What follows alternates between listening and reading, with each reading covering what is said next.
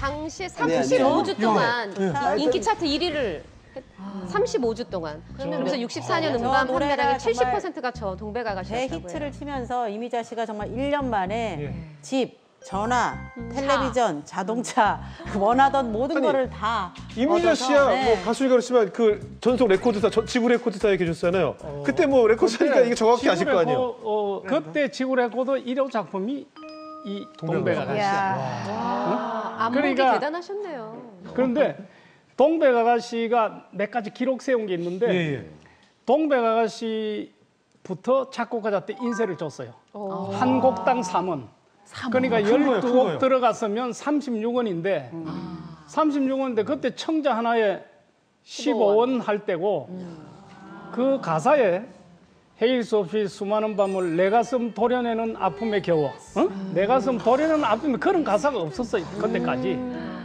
그러니까 이게 처음에 히트했던 게 아니라 영화가 내려졌다가 이 주제가가 히트가 돼서 재개봉을 했는데 그게 어마어마하게 히트했던 거죠. 그랬어요. 이게 동백아가씨가 얼마나 대단했느냐면 배경호 선생이 당시 문화부 장관 김성신 장관 시절이었을 거예요. 장관한테 정식으로 애국가를 동백아가씨로 바꿉시다.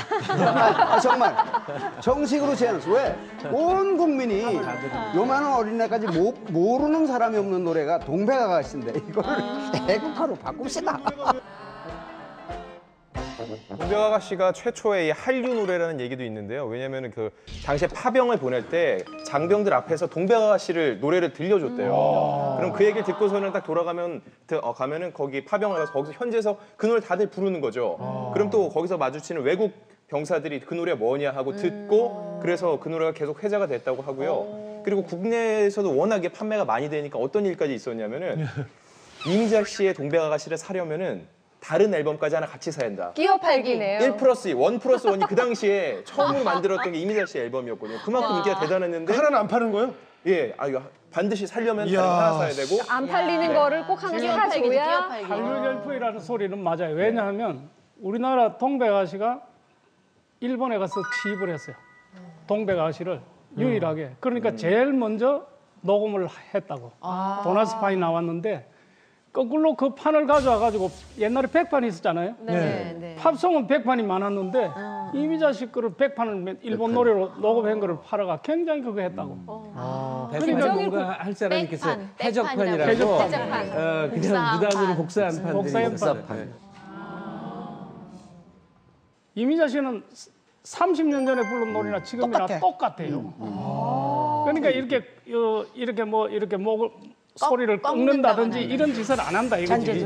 그게 자기 소리의 힘이라고. 그러니까 같이 공연을 내가 한 10년을 이렇게 했는데 한 번쯤은 이렇게 흔들고 싶은 기분이 안 드냐. 그렇죠. 뭐 동백아가씨 이렇게 하면 왜냐 그러면 공연을 이제 이가 노래를 부르러 나가면 나는 이제 한쪽에서 이렇게 대기하고 있잖아요. 사회자니까. 그럼 혹간 가다가 관람객에 있는 어떤 분이 한 번은 정말 와서 심각하게 물어. 저분이 나이도 드셨고 내 심정은 이해가 가는데 뒤에서 레코드 틀어놓고 뻥긋뻥긋 터는 거 맞지요? 이러더라고요. 똑같이 하니까 레코드하고.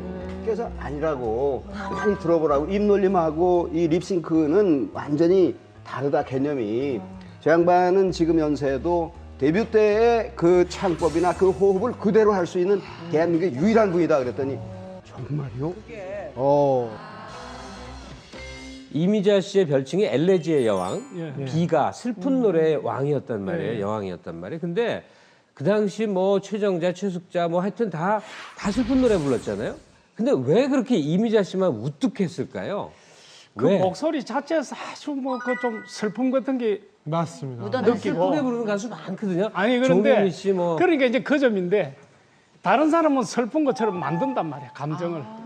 이미자 씨는 만들지 않아도 그 소리 자체에 애수가 묻어 있다. 숨겨진 딸에 대한 스캔들이 좀 세상에 좀 많이 알려지게 됐죠. 이미자 씨가 숨겨놓은 딸이 있었는데 평생에 엄마를 3번 만났다는 거 아니에요. 공항에서 만났는데 엄마가 지나가면서 잘 살지 그랬니? 남편과 딸의 기억을 자기 삶에서 완전히 지우고 싶었던 게 아닌가 싶어요. 일본 활동할 때 되게 아팠다고 그러던데요. 엄청나게 살인적 스케줄을 소화했어야 했대요. 자궁 적출을 결심을 하는 거예요. 30대 나이에. 목소리가 남성적으로 변하더라는 거죠. 안 됐다라는 생각이 들 정도로 너무 말라 계셔서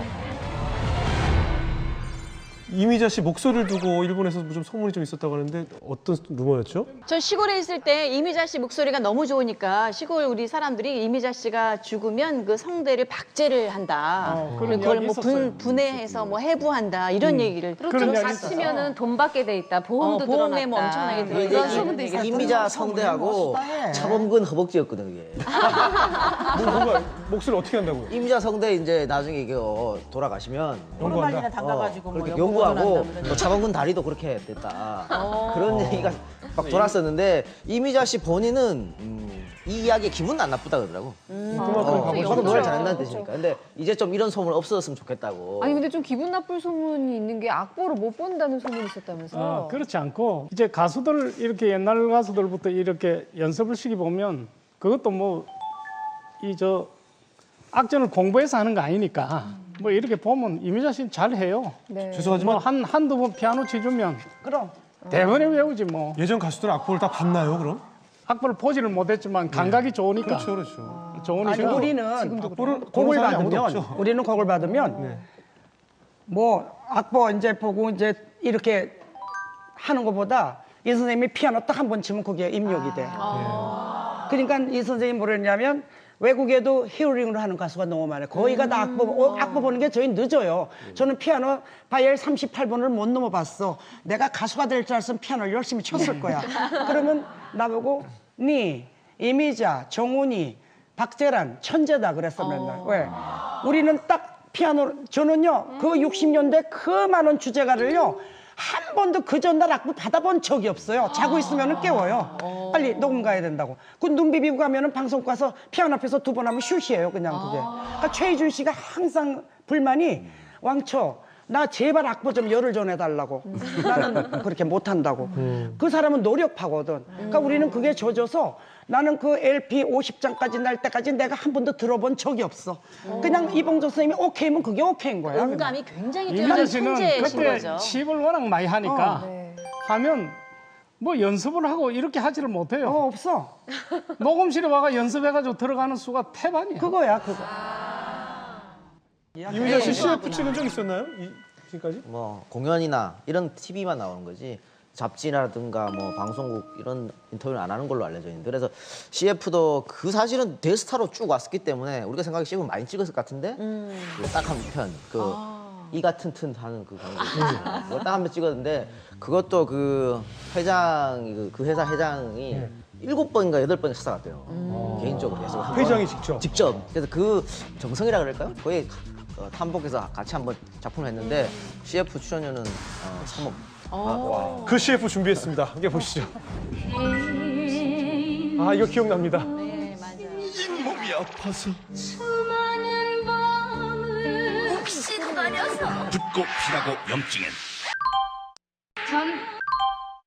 이가 저 CF 나오고 조금 놀라긴 했어요. 아, 미자 씨가 CF를 찍었네. 근데 굉장히 저는 느끼는 게 뭐냐면 요새 보면은 되게 기품이 있어지신 것 같아요. 그러니까 왜 사람이 나이가 들면서 자기 얼굴 자기가 이렇게 바꿔간다는 것처럼 지금은 훨씬 예뻐지신 것 같아요.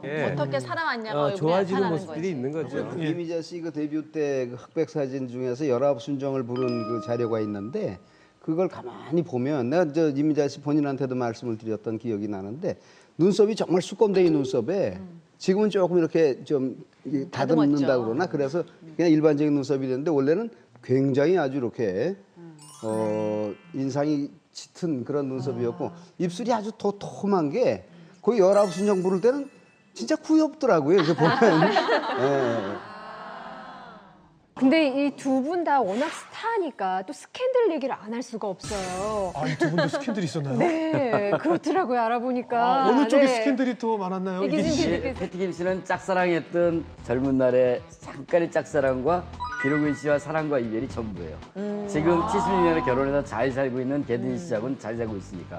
반면에 이미자 씨는 스캔들이 많았던 건 아니지만 짧은 순간 동안 후다닥 스캔들이 일어났어요. 아, 그걸 후다닥이라고 표현하시면 어떡해요? 남편하고는 여러분들 잘 아시겠지만 가수 정지현 씨 아버지예요. 원래 감업소에 음악을 하셨던 분인데 연주하시는. 이미자 씨 옆에서 항상 이미자 씨를 이렇게 감싸주고 지켜봐주고 했던 60년에 20살 때 이미자 씨하고 결혼을 합니다.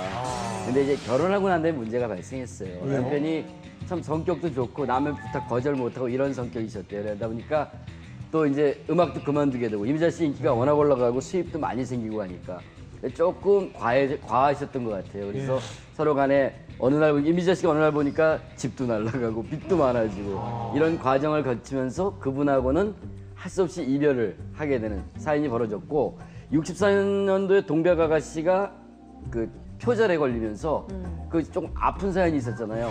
그때 그 시련도 있고 이런 시기에 두 분이 헤어지게 돼서 남남의 길로 갔죠.